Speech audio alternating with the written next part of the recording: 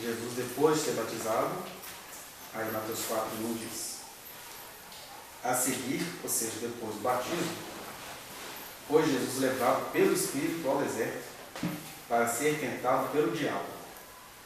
É interessante que o texto está deixando bem claro que Jesus foi tentado pelo diabo, mas ele foi levado pelo Espírito ao deserto para isso. Então, Jesus foi levado pelo Espírito ao deserto para ser tentado pelo diabo. E depois de jejuar 40 dias e 40 noites, teve fome. Então o tentador, aproximando-se, lhe disse: se és filho de Deus, manda que estas pedras se transformem em pães. Jesus, porém, respondeu: está escrito, não só de pão viverá o homem, mas de toda a palavra que procede da boca de Deus. Amém. Já vimos muitas mensagens, e a gente poderia falar logo dessa tentação, que vai até o versículo 11, e é repetido em Marcos e Lucas. Mas eu estava pensando no espírito que a gente está vivendo hoje, né? Não só no Brasil, como no planeta, aí depois da eleição do Trump. Eu escrevi lá no dia que a vida segue aos trancos e barrancos, porque fiquei pensando o que faz a humanidade, o que faz um Trump ganhar? E por que no Brasil está cheio de trampinhos? Que no seu coração estão torcendo para que um trampado suba a rampa do Planalto, né? E que o mesmo Brasil que implicou demais com o governo anterior por causa de alguns erros contábeis, digamos assim, é o mesmo Brasil que não se indigna com tanta safadeza feita na nossa cara. Eles não estão sambando na nossa cara, eles estão fazendo caca na nossa cara, né? Então, para cada projeto de lei para economizar gastos públicos, você tem jantares e cartões corporativos gastos, uma série de coisas, mas a gente vê, meu Deus, eu sou crente, mas eu estou no mundo dos homens. Eu gosto bem de enfatizar que é o mundo dos homens mesmo, do sexo masculino, porque embora tenham pessoas, mas é o mundo dos homens. Os homens, eles são assim, que tramam, e as mulheres vão indo na vibe deles, mas isso não era muito bem a coisa que combinasse com ela no decorrer dos tempos, né? Mas o mundo dos homens é esse estrategismo todo. E aí eu lembrei que Jesus, ele esteve aqui também no mundo dos homens. E depois que ele foi batizado, a primeira medida de Deus com ele, essa medida pedagógica, é de levá-lo ao deserto. E lá ele fica sem comer 40 dias e 40 noites, para ser tentado pelo diabo, que vem com essa primeira tentação, né? Você é filho de Deus, cara. Você ficou 40 dias e 40 noites sem comer. Então você está cheio de poder. Manda as pedras transformar em pão. Sua família tem que ser modelo. Ninguém aqui adoece de nada, não. Depois de jejuar 40 dias e 40 noites, é só poder, meu filho. O emprego que você vai ter é o melhor. E Jesus dá aquela resposta curta e eterna, né? Está escrito: nem só de pão vive o homem, mas de toda palavra que procede da boca de Deus. E aí eu fiquei pensando que, na verdade, o Brasil já está com esse câncer espalhado de pessoas desejando, e não é nem essa questão de ser direita ou de ser esquerda, de ser socialista, de ser capitalista, de amar ao povo e a vida, ou de amar os próprios interesses. A questão é, a sociedade elege Trump, a China vai crescendo e a Índia vai ficando famosa como um país de alta economia, apesar da desgraceira que aquele povo vive, porque o que as pessoas fazem é exatamente isso que o diabo está falando aí. Eu não quero saber de esquerda e de direita, eu quero saber se eu vou poder ir no shopping e gastar tudo que eu tenho. Eu quero saber se a comida vai entrar na minha barriga e se o dinheiro vai encher no meu bolso. E Jesus dá essa resposta que nenhum de nós, ninguém aqui suporta ouvir essa resposta. Nem só de pão vive o homem, mas de toda a palavra que procede da boca de Deus. No máximo é um discurso lindo. Ai, que lindo! Nem só de pão vive o homem. Lá vem o cara que acha que viver é ficar esperando as coisas caírem do céu, né? Nessa cultura de coach, né? Coach, esses palestrantes aí, todo mundo encolchado. é um versículo ridículo, é uma palavra feia, Jesus dizer que nem só de pão vive o homem. Só que Jesus veio nos trazer esse desafio. Vocês que estão votando nessas pessoas que resolvem o problema da humanidade, fiquem sabendo que nem só de pão vivem as pessoas. Ninguém é obrigado a entender isso, mas quem está aqui ouvindo essa palavra, já precisa entender que quem foi chamado para ouvir essa palavra não vai viver só de pão, vai viver da palavra que procede da boca de Deus. Quando a gente entende essa palavra, primeiro é um conforto que nos vem à alma. O mundo está perdido, o mundo está todo trampado, o Brasil daqui a pouco está todo bolsonarizado, mas eu posso viver da palavra de Deus. Daí a sua paz de entender, eu não quero esses empregos agora, chamem-me de incompetente, chamem-me do que quiserem, por um simples fator, eu não vivo de pão. Eu não carrego mais aquele fardo de ser um pai que preciso mostrar para os meus filhos que eu sou trabalhador, porque eu sou trabalhador. Pode ser que eles achem que o que eu faço não é trabalho, porque no mundo dos trampos você pensa que trabalho é ganhar muito dinheiro.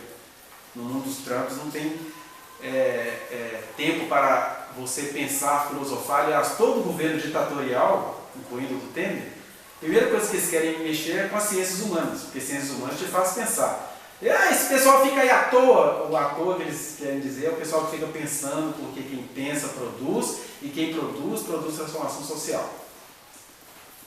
Mas Jesus era sobretudo um homem do pensamento, porque chega aos seus 30 anos e ele vai ser um homem operacional, mas até ali ele foi um ser humano, digamos assim, pacato, não estrategista, viveu a sua vida simples, não estava pensando em conquistar o mundo. O Alexandre Grande conquistou o mundo aos 27, Jesus com 30 não era nada, não tinha feito nada. Mas ele tinha feito tudo, porque a vida se resume nisso. Nem só de pão vive o homem. E nem Deus, quando se fez homem, quis viver só de pão. Por isso que ele fica 40 dias, 40 noites sem comer, mas ele também não se apressa a fazer milagre. E ele nunca se apressou, né? Quando ele fez o milagre, inclusive, de multiplicar os pães, nem foi transformar nada. É uma coisa que Deus não gosta de transformar nada em nada, porque o grande milagre é a vida que ele fez, os minerais que ele fez. Deus adora que ouro seja ouro e que cascalho seja cascalho. Deus não tem interesse nenhum em transformar cascalho em ouro. Quem gosta disso são as pessoas que vivem de pão, porque quando você transforma um cascalho em ouro, o primeiro sinal que vai acontecer na sua vida é que você será consultado por todos. E aí nunca mais vai transformar cascalho em ouro, mas você vai viver dessas palestras. Então, Deus não transforma cascalho em ouro, Deus não usa neném em profecia. De vez em quando a gente vê uns vídeos na internet, olha o poder de Deus. O poder de Deus é do tamanho do amor de Deus, ele nunca é violento. Deus, com tantas pessoas aqui agora para falar, vai pegar um bebezinho que ainda não tem a sua capacidade linguística desenvolvida para falar o quê? Quem gosta de fazer isso é espírito que baixa nas pessoas. Quem gosta de fazer isso é espírito invasivo, para impressionar a multidão de quem é que está aqui. E quem gosta disso somos nós. Senhor, prova que tu estás aqui, não me deixe envergonhado. Jesus nunca pediu a Deus para deixá-lo envergonhado, porque para ele era simples, nem só de pão vive o homem. E a gente precisa entender o que é pão para cada um de nós, né? Para uns pão é pão, né? Comer, comer e comer. Para outros pão é aparecer. E aí você vai ser levado pelo Espírito Santo ao deserto para ser tentado pelo diabo, para não aparecer. Para outros, o pão é desaparecer. Eu quero ficar nos bastidores, meu filho, porque aqui eu vivo a minha vida tranquilo, ninguém sabe que eu existo e eu vou vivendo feliz. Aí Deus, pois você vai vir para cá agora. Porque quem vive sob a palavra de Deus, a primeira coisa que vai perceber é que é uma guerra declarada contra o ego. Tudo que o seu ego valoriza, que é o seu pão, e aí depois que a gente estuda psicanálise, você nunca mais vai deixar de entender que o pão é sobretudo o prazer que entra pela boca, o prazer que entra pela alma. Então Deus vai brincar com isso, porque não é que ele quer um porta-prazer, é porque ele quer te dar o verdadeiro prazer. A verdadeira relacionalidade, que é sobretudo você se libertar dos seus prazeres, se libertar da sua domesticação, ou do dinheiro, ou do pão, ou das suas doenças, ou dos seus conflitos, ou de uma série de coisinhas que a gente quer domesticar, porque a gente precisa viver com os nossos ídolos invisíveis. Sejam eles louvados pela sociedade, sejam eles o nosso cartão. Ó, você tem que me entender. Dá um desconto. Né? Eu preciso de ter compaixão da humanidade inteira. Agora, todos nós aqui também precisamos não mendigar essa compaixão. Eu nunca vou maldar aquela pessoa que mendiga a minha compaixão, mas eu também não posso promover essa mendicância da compaixão. Porque nem só de pão vivem as pessoas, mas de toda a palavra que sai da boca de Deus. E a gente tem que perguntar qual tem sido o nosso pão. Porque o nosso pão, a partir da palavra de Jesus, tem que ser a palavra que sai da boca de Deus. E o que a Bíblia chama de palavra que sai da boca de Deus? Isso é um significado assim, sutil, sonoro e eterno. Né? Porque ele falou isso lá no deserto, ecoou para o mundo inteiro através das Escrituras, e isso é uma coisa que a gente tem de ter no nosso ser o tempo todo, 24 horas por dia. O que é viver da palavra que sai da boca de Deus? Primeiro que Jesus, ele nos leva lá atrás, quando Deus falou ao vivo ao povo de Israel. Ele falou assim: olha, deixei vocês passarem fome, e nudez e frio, para que vocês entendessem que nem só de agasalho, de estabilidade, de comida vive o homem, mas de toda a palavra que sai da minha boca. Ou seja, vocês estão passando fome, mas eu falei, eu estou aqui. Jesus levou o diabo lá para trás. Foi assim lá, é assim agora e será sempre assim. Você está aqui no mundo com as pessoas, tendo a irmandade de lutar contra toda injustiça social, mas você precisa também não fazer da injustiça social o seu ganha-pão, o seu limite da luta, né? Ah, eu não estou ouvindo resposta para isso, então eu desisto de tudo. Não, porque você não foi chamado para viver só de pão. Então viver a palavra de Deus tem pelo menos aí, talvez, 4 significados que a gente pode atribuir aqui. O primeiro é essa voz inicial que foi falada por Deus através daquele povo que ele escolheu falar. Deus falou no deserto um dia. Ele ecoou com brados, com terremotos, com fumaceiro e com tábuas da lei. A voz eterna de Deus ecoou dali, dizendo assim: a humanidade pode ser o que é, a terra pode estar amaldiçoada, mas uma coisa é certa, Deus falou. E nós estamos reunidos aqui hoje porque Deus falou um dia. Vinha falando com Adão, falou com Caim, falou com Noé, falou com Abraão, falou com os patriarcas, com Moisés, com Israel. Está falando o tempo inteiro. E é dessa voz que a gente vive. Não é do nosso planejamento estratégico. Esse é o primeiro sentido. Que isso não é uma coisa do passado, não. Isso é uma coisa que a voz de Deus está viva. Nesse sentido de que o Senhor está no seu santo tempo, cabe-se diante dele toda a terra mesmo. Ele está falando hoje. E nós somos resultado dessa voz eterna que ecoa falando. Onde Apocalipse chega e reduz e fala assim, que tem um anjo com o evangelho eterno para pregar. Porque a voz está sendo falada, o anjo está pregando, e a gente é resultado do ecoar dessa voz. Esse é o primeiro significado. O segundo significado da voz de Deus é a revelação dele em Cristo Jesus. Porque também nós estamos aqui, você pode falar de religião, você pode fazer redações do Enem sobre o fim da intolerância religiosa, e é para ter mesmo, mas sobretudo, Deus se revelou em Cristo Jesus. Como assim? O verbo se fez carne e habitou entre nós. Você quer saber como é que é ser humano? É se relacionar com o verbo vivo. Ele é a palavra eterna de Deus. Ele é a encarnação da palavra de Deus eternamente.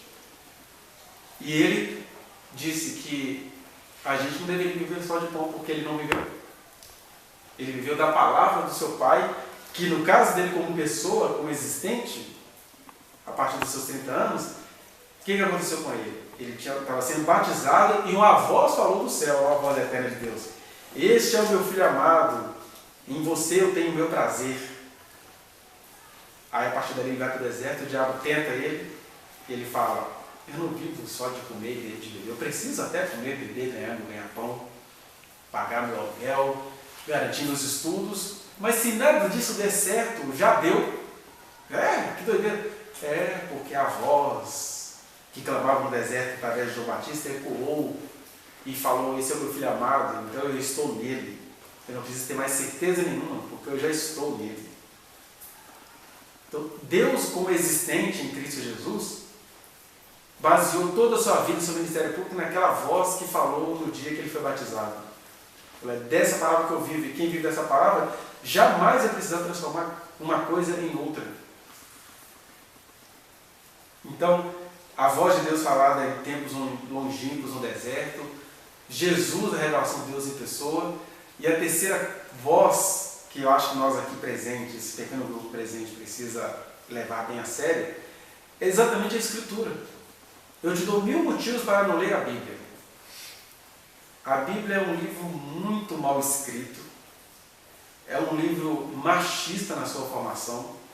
Você vai lendo a Escritura, você vai ficando decepcionado, porque é muito derramamento de sangue, é muita lei contra as mulheres, muita lei contra a vida. E se você for olhar a Bíblia do ponto de vista de onde ela foi produzida, é um livrinho para defender a cultura de judeu.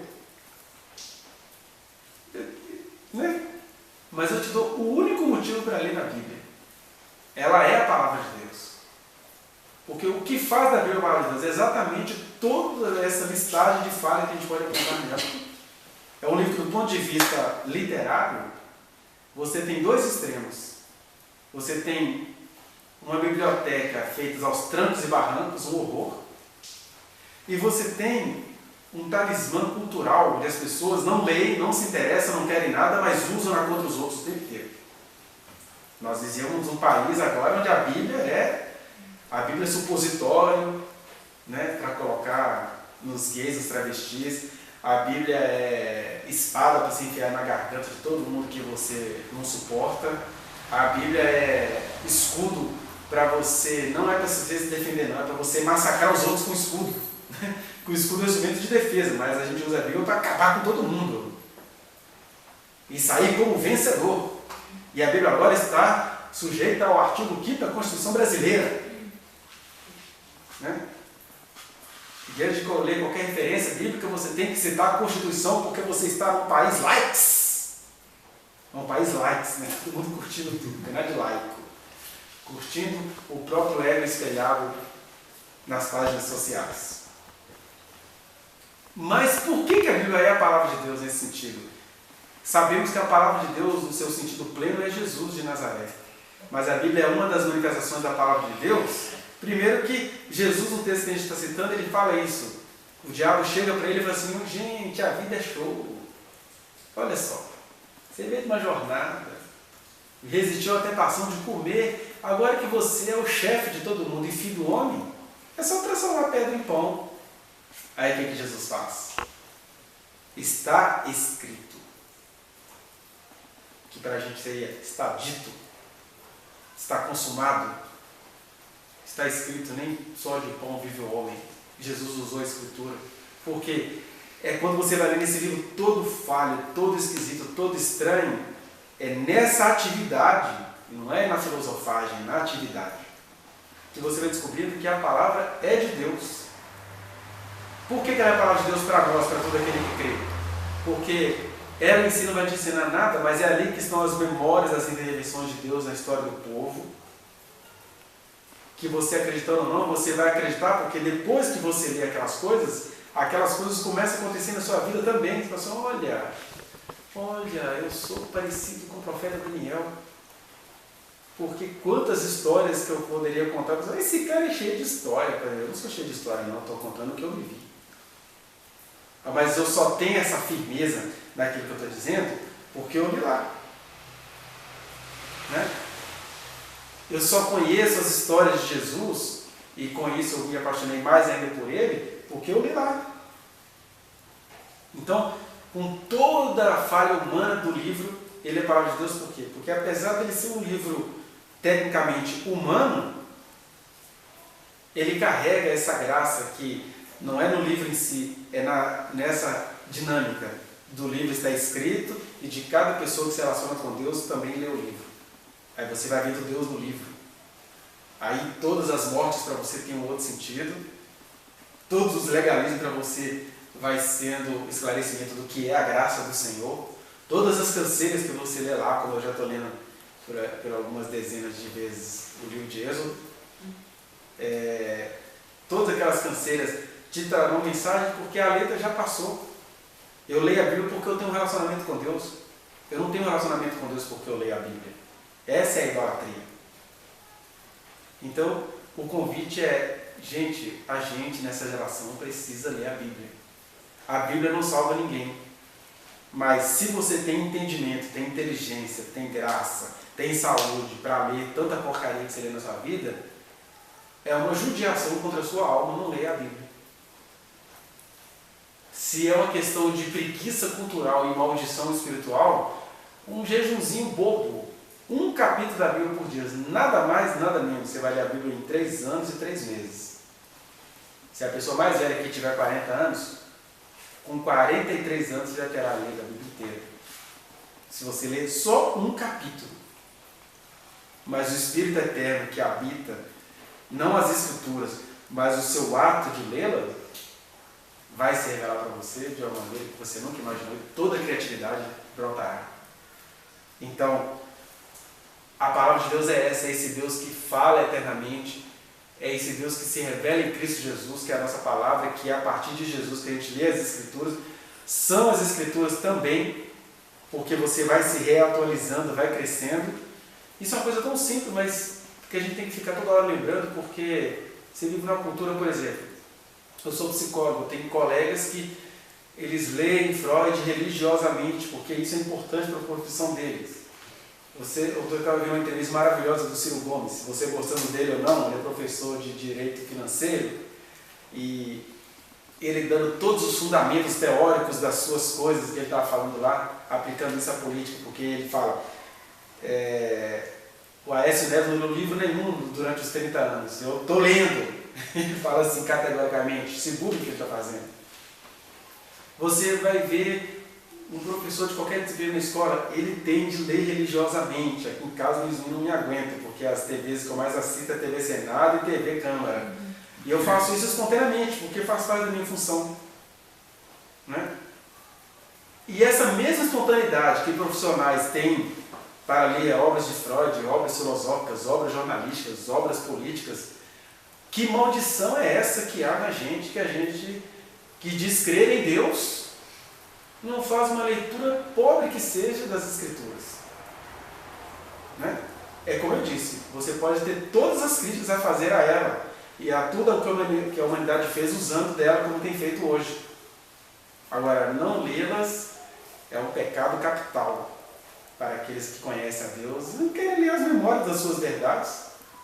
Eu leio a Bíblia porque ali existem memórias de um povo que foi chamado contra todo o seu ego para ser testemunho de Deus na história. Eles não são melhores do que a gente, eles só foram chamados para carregar uma mensagem da qual nós somos herdeiros, né?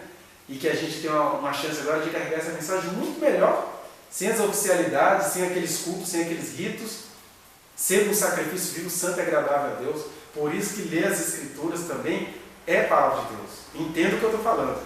Não estou dizendo aqui que as Escrituras são a palavra de Deus, estou dizendo que a sua leitura, resultado da sua vida, devocionalidade, do seu relacionamento com Deus, é que é a palavra de Deus, viva, manifestada. E aí, é claro, cada um vai fazendo segundo aquilo que recebeu. Mas eu duvido que a maioria das pessoas que estejam aqui não tenha, no mínimo, uma capacidade de ler esse livro. E por último, e é o mais significativo, e é o fenômeno com o qual as pessoas apenas as pessoas se apegam, é que a palavra de Deus, além dela ser Deus falando eternamente, a revelação de Deus em Cristo Jesus, o seu exercício de leitura das Escrituras, é Deus falando aqui no dia a dia, de 3 formas pelo menos, ou falando através do seu poder, que é quando ele de maneira objetiva toma pessoas com visões, com profecias, com intuições. Nós temos ilustres pessoas sentadas aqui no nosso meio que já desenterraram coisas estranhas, já perceberam coisas estranhas em móveis, já tiveram visões que levaram para a pessoa, levaram respostas, quer dizer, era tudo espontâneo, não teve nenhum balão dando para poder criar um clima. Você estava ali, de repente, a palavra de Deus te invadiu. Entrega. Isso é a palavra de Deus, da qual nem só de pão vivem as pessoas, mas é dessa palavra que a gente vive. Palavra que, aliás, é muito rejeitada por tudo aquilo que existe de famoso hoje entre o evangelho, né? Os evangélicos. Porque você tem pastores que fundam a igreja que tem milagres, mas onde uma profecia não pode ser falada, porque avacalha o esquema deles. Deus falar aqui no meu terreno, não. Né? Pastores que falam de milagres não acreditam no dom de línguas estranhas, que é aquela outra maneira profética de se manifestar, quando Deus quer interceder por alguém, mas o intercessor é tão moralista, tão medroso, não pode ficar sabendo de algumas coisas. O que Deus faz com essa pessoa? Toma ela em línguas. Ela está intercedendo por causas, está guerreando com coisas que ela nem imagina, porque se ela imaginasse, ela não oraria mais. É dessa palavra que a gente vive também. Porque quando você creu na voz eterna e viu que ela se materializa em Jesus e vai se lapidando todos os dias na sua leitura das Escrituras, o Espírito Santo se manifesta em você de maneira cristalina, sem confusão, sem 7 quarta-feira do cuspo de Cristo. Então, ela se manifesta no nosso dia a dia através de profecia, que é o poder de Deus. Profecia que eu estou chamando de línguas, visões, intuições, essas coisas que a gente acha que são meras funções humanas, mas elas são usadas por Deus também para situações muito específicas. Ela também se manifesta através de uma inspiração. Por exemplo, esse pobre ser que vos fala não está aqui em estágio de profecia no sentido de ter a minha consciência tomada, mas a inspiração da vida, o entendimento, a leitura, uma série de coisas que eu faço, sobretudo no meu relacionamento com Deus, me fez estar aqui dizendo essa palavra que deve estar servindo para alguém. Que isso que a gente chama de inspiração, é quando você não consegue discernir o que é humano e o que é de Deus. Não tem problema, porque aqui na inspiração o que é humano é de Deus, e é Deus sendo humano aqui. Nos meus trejeitos, com minhas falhas, com minha timidez, com a minha objetividade, com a minha digressionabilidade, que a gente digride demais, né? E, por último, é uma palavra que se manifesta de maneira, às vezes, no estilo de vida, que a gente vai chamar aqui de vocação. Por exemplo, aqui não tem, neste momento agora, não está havendo uma profecia, está havendo uma palavra inspirada, mas também eu estou falando aqui com a minha plena consciência, estou diante de pessoas que são vocacionadas para ter a vida que tem. Cada um sabe qual é a sua vocação, mas aqui eu sei que eu estou falando só com gente vocacionada. É gente que recebeu de Deus a palavra, vai tocando o seu teclado. É gente que recebeu de Deus a palavra, quer ficar curado? Cante. É gente que recebeu de Deus a palavra, tá achando que você vai cantar com a vassourinha, eu vou varrer com as criancinhas? Você não teve dom de bruxinha, né? Vai ficar tão preso a essa vassourinha. Eu te chamei para uma outra coisa. E aí Deus está esperando que você faça disso o eixo da sua vida. É gente que nem tem prazer de estar aqui, mas que foi curada de enfermidades assim, sem pedir. É gente que estava querendo seguir uma carreira no exército, eu sou assim, você é muito bom, meu filho. Tão bom que no exército não vai ficar, não. É gente que cresceu vendo tanta coisa ruim em casa, confusões, alcoolismo, loucura. Deus falou assim, olha, eu sei que isso vai transformar numa ansiedade na sua vida, mas eu te chamei para descansar em mim. Então olha só, 3 maneiras práticas de Deus estar se manifestando, da palavra de Deus da qual a gente viu estar se manifestando. É pelo poder de Deus, que se manifesta em profecias, visões, a gente chama de poder porque meio que foge do nosso controle. Pela inspiração, acerca da qual a gente tem certo controle, quando a Bíblia fala que o espírito do profeta está sujeito ao próprio profeta, porque eu estou aqui olhando para o relógio, estou aqui limitado a algumas questões, e Deus não deixou de ser Deus apesar de... Aliás, a palavra vocação, né, vem lá de termos arcaicos do latim, fica vox action, ou seja, é a ação da grande voz. Você vive porque uma voz te falou, queiram chamar isso de delírio, mas a voz te invadiu, a vocação te deu um rumo, e quanto mais você brigar com isso, mais louco você será. Quanto mais você aceitar isso, menos você vai achar que é invasivo, mas vai achar assim, gente, realmente eu não tenho como viver só de pão. Viver só de pão é ser rebelde à palavra que o Senhor deu na minha vida. Então nós estamos aqui porque o Senhor nos vocacionou, porque o Senhor, Ele tem falado conosco, seja através de profecia, seja através dessas palavras, seja através da nossa existência, que Ele tem estendido a mão, né? Tem pagado todos os micos para que todos nós sejamos aqui vivos. Mas quando você não consegue gostar disso, aí a sua vida é um tormento. Mas não é Deus que causa, não. É porque essa é a tentação do diabo. Ele é tão bocó, tão escravo do próprio mal que ele cultivou, que ele acredita no que ele faz. A gente até não acredita na voz que nos vocacionou. Nós não acreditamos que Deus se manifestou lá atrás, no deserto, no Sinai. Sei lá se Jesus é Deus mesmo, né? Buda também foi um homem inteligente.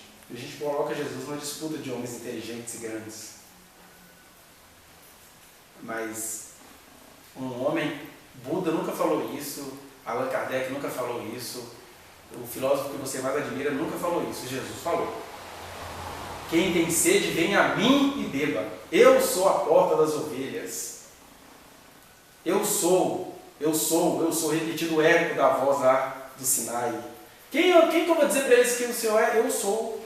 E Jesus falando, eu sou. O livro de João mostra isso o tempo inteiro, ele falando, eu sou. Quem fala eu sou, ou é doido, ou é endemoniado, ou é Deus mesmo. Aí vai ficar para você saberem, porque nem ele está estressado em se revelar para você. Ele é, quem é não fica preocupado em se revelar. Agora, quando você sabe que ele é, e você quer viver só de pão, você quer viver como ele é todo Trump, porque você no fundo quer ser um Trump, alguém que debochou de todo mundo e venceu, você quer ser um vencedor, olha lá quem quer vitória e perde a glória de chorar. Jesus não. Ele falou, eu sou o que sou. E quando você, que foi feitura dele, construído por ele, recebeu uma vocação nele, e vai recebendo profecias dele, e vai rejeitando isso tudo em nome de filosofias, de um evangelho mais politicamente correto, de medidas mais modernas, da teoria que eu estudei, aí a loucura vai tomando conta do seu ser. Né? A loucura vai tomando conta do seu ser, na medida em que a gente tem uma dificuldade imensa de falar, cara, eu encontrei o eixo da minha vida. E quando você encontra o eixo, você vai ficar muito doido. Eu sei, eu não sou um ser humano que produziu muito nessa vida, não. Tenho 42 anos, eu consegui ser psicólogo, não me acho dos melhores, assim, olhando perto dos meus colegas, eles são quase uma entidade para mim, do ponto de vista das elegâncias acadêmicas, né? Eu acho que sou um bom psicólogo, todo mundo deveria descobrir meu consultório e ir lá se consultar comigo. Mas, manda eu apresentar um trabalho, uma tragédia. Entre os meus pares eu não tenho muito o que dizer. Mas eu não me importo muito com isso, não. Não me importo muito, importo só um pouquinho.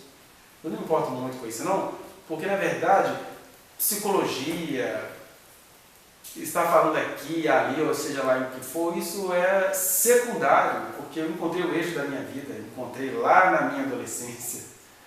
Ou seja, antes que qualquer coisa existisse, ele é em mim. Por isso que, quando eu falo de algumas coisas, eu não estou colocando isso como uma regra geral, estou dizendo de uma coisa minha, que eu recebi, que eu entendi lá atrás. Não tem estresse em fazer concurso público, não tem estresse em estar pagando aluguel caro agora e depois voltar para um cafofo numa outra hora, porque eu não tenho nada fixo, por um simples fator. A única coisa que é fixa na minha vida é a presença dessa voz de Deus em função da qual eu vivo. Ah, e o que isso te traz? Mas quem falou que eu estou nisso para ter alguma coisa? Eu não entrei nisso, eu fui pego por isso, né? Já está tudo escolhido, já está tudo feito, tudo está consumado, tetelestai, como a gente gosta tanto de falar e odeia viver. Está consumado. Então, seja que ali ou além, Nem só de pão vive o homem. Nem só de pão deveria viver ninguém. Mas como Deus fez as pessoas, nem todo mundo vai ouvir isso, né? Agora, quem entendeu que isso é para si, quem tem sede, quem reconhece essa sede, porque sede todo mundo tem, mas alguns querem matá-la com arte, outros querem matá-la com fama, outros querem matá-la com muita comida, outros querem matá-la com preguiça, outros querem matá-la com uma série de outras coisas, até com teorismos, para explicar, para esconder a sua total vontade de matar nada. Ela quer viver matando a si mesmo. A contraproposta é a palavra de Deus. A palavra de Deus, ela é revelada, ela nos alcançou sem a gente pedir. E quanto mais você tem consciência disso, quanto mais você coloca isso como eixo da sua vida, aí o diabo, ele vai secar. Claro que Jesus foi perfeito, né? Tem uma atacada nele, e não precisa ler o resto do texto para você saber que ele não desistiu não. Bom, não funcionou transformar a pedra em pão? Então, você é filho de Deus, cara. Está provado que você é filho de Deus. Lança-te daqui abaixo. Que quem é filho de Deus tem todas as garantias. E aí é quando a gente quer usar a vocação como desculpas para a estupidez. Quando eu falei que eu não tenho projeção nenhuma, eu não estou falando de estupidez. Eu estou falando, sobretudo, de ser visto como louco, sem ser. Uma coisa é você ser e outra coisa é você ser visto como. Jesus foi visto como louco, endemoniado, embusteiro, amigos de publicanos e meretrizes. O cara da farra. Mas ele não era nada disso. Mas ele era visto como isso. Agora, se ele fosse isso, então já que eu estou em Cristo, eu vou tomar todas que ele vai me proteger o meu fígado. Uma vez salvo, sempre salvo, foi uma frase usada para muita bandoleira. Sem perceber que, na verdade, é verdade, uma vez salvo, sempre salvo. E, na verdade, quem é salvo não nem tem esse tipo de pensamento. Reconhece esse cara, eu sou tão humano quanto qualquer ser humano. Tem sede de fazer porcaria, mas nem para isso eu presto. É isso que é uma vez salvo, salvo para sempre. Né? Não é nenhuma teologia para dar licença para a gente fazer loucura. E ele não desistiu não. Terceiro, então, se você é filho de Deus mesmo, se é Deus, né? Quem é Deus não precisa ficar estressado. Quem é Deus só dá uma joelhadinha. Né? Tudo isso te darei se prostrar e adorar, que essa casa é minha. Todo mundo que gosta de mim. Então, se você é Deus, você não vai perder nada por dar uma joelhadinha.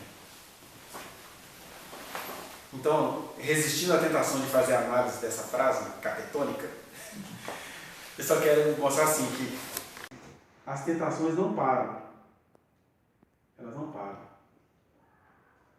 Mas isso não deveria tirar a gente do eixo, de que ainda que eu caia em alguma dessas tentações, e todos nós caímos sim, a voz continua clamando eternamente, a voz continua clamando em Cristo Jesus, a voz continua clamando no meu ato voluntário, constante e alegre de ler a sua palavra, mesmo que esse ato alegre nem sempre seja um ato agradável. E a voz continua, porque você vai recebendo vida fora pessoas de Deus para te dizer o que Ele quer dizer, e você vai sendo pessoa usada por Deus para levar coisas que você nem sabia que você estava levando, e você vai entendendo que sua vida não tem jeito de ser fora daquilo, e que isso não é um curral. Porque Jesus é a porta na qual a gente sai e entra e acha pastagem. Então, isso não é uma vidinha fechada. Isso é uma vida aberta. Porque quando você tem um eixo dentro de si, o raio é o mundo, é a vida, é a eternidade. Ele não coloca mais limites em nada. Mas você respeita os tempos e as épocas internas que o Pai reservou pela sua exclusiva autoridade, como diz lá em Atos 5, ou melhor, em Atos 1. Então, nós precisamos, gente, levar a sério essa voz Claro que a gente está num mundo onde a gente vai ter que lutar e a gente vai ter que se escandalizar sempre com por que votaram nesse cara? Por que a vitória do Bolsonaro e o mais perverso, Bolsonaro e Marco Feliciano, são candidaturas bem verdadeiras de serem fatos em 2018? Por que isso dá certo? Porque esse é o mundo dos homens. Porque todo mundo quer ser o Marco Feliciano, o homem que saiu da, não sei que lá, do Tatu, que ele veio falando, Vila do Tatu, e se tornou um pregador nos 4 cantos do mundo. Seria bonito se fosse só até aí, mas ele virou político dos mais lacrários possíveis. E aí vai se juntar com o outro que é cristão, igualzinho Hitler, que foi cristão. E é interessante isso porque são pessoas que, para finalizar aqui, são pessoas boas, né? Porque, por exemplo, eu estava olhando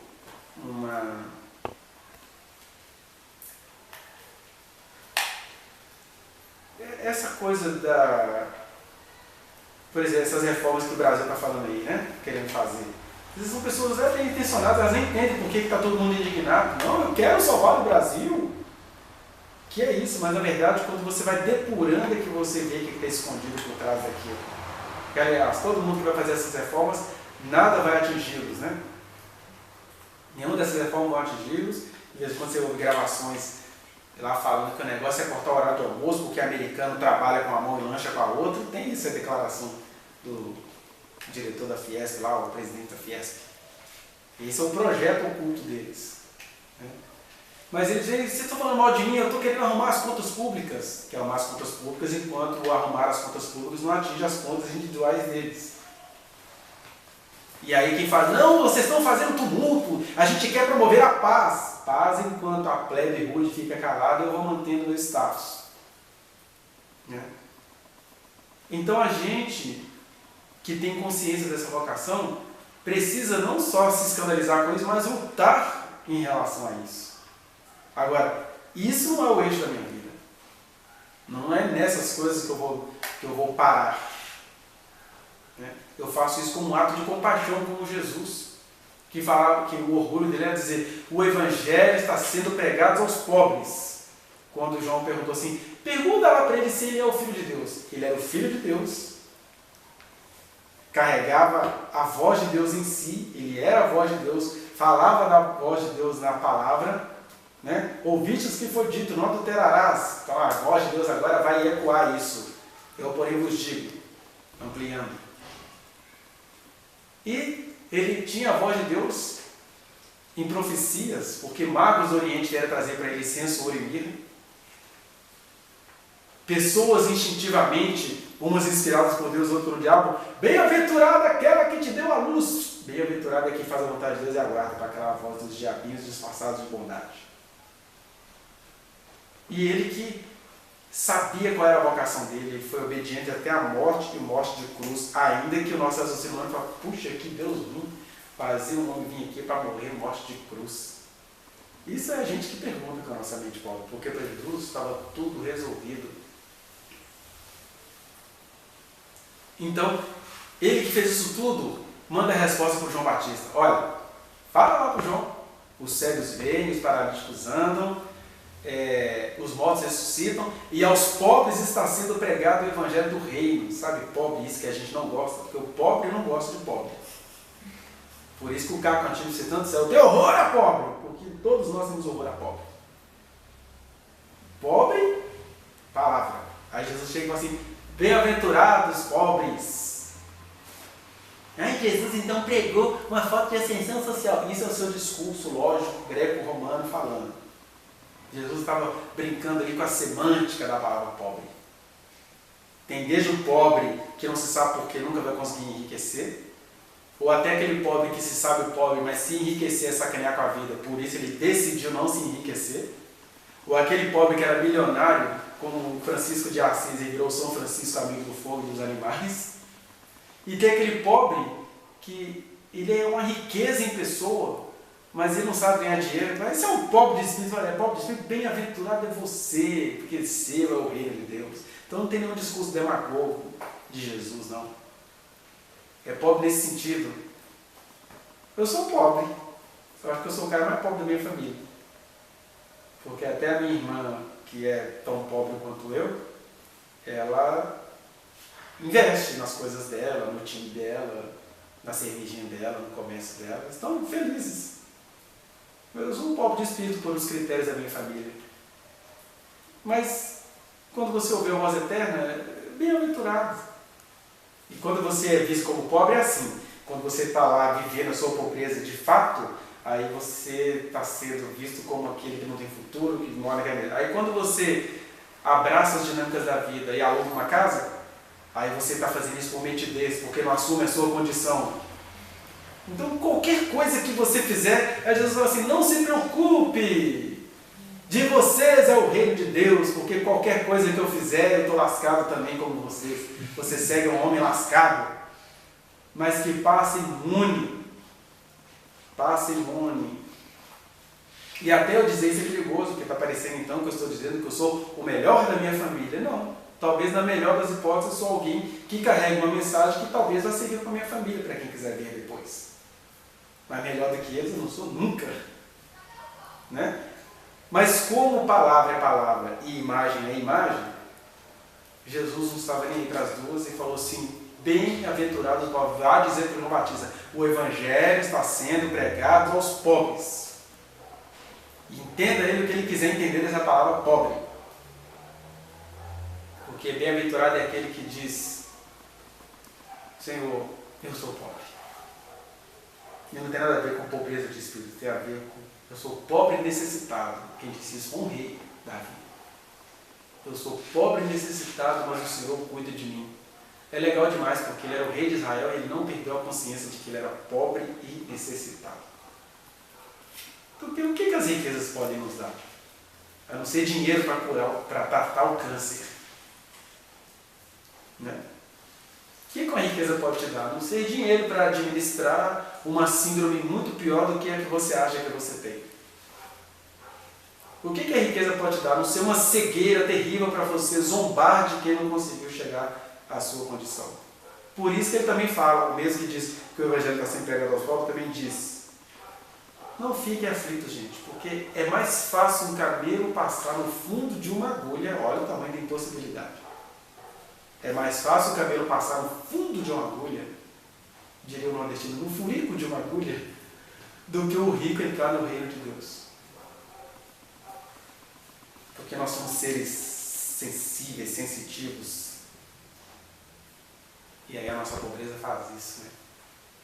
Até quando ela está cheia de dinheiro, ela cai na miséria eterna. Então quando você entende o que é a voz de Deus, tem exercício para fazer. Porque se eu sou fruto da voz de Deus, e se eu preciso não deixar que isso seja um delírio, então eu preciso também fazer meus exercícios. Né? E o único nisso tudo que eu tenho que fazer é contar com a graça do Senhor para ler as Escrituras. Porque a voz está falada, está falando eternamente. Jesus está revelado e Ele fala conosco o tempo inteiro. E Ele aparece a quem tiver de aparecer, e Ele dá graça a quem buscar para ler, para crescer em entendimento também. E Ele se manifesta em dons, e Ele se manifesta em inspirações, que são as suas habilidades do dia a dia, seus gostos, seu estilo pessoal, porque a graça de Deus é multiforme, né? Então ela fica muito parecida com você. E finalmente ele se manifesta em algumas vocações, que é o quê?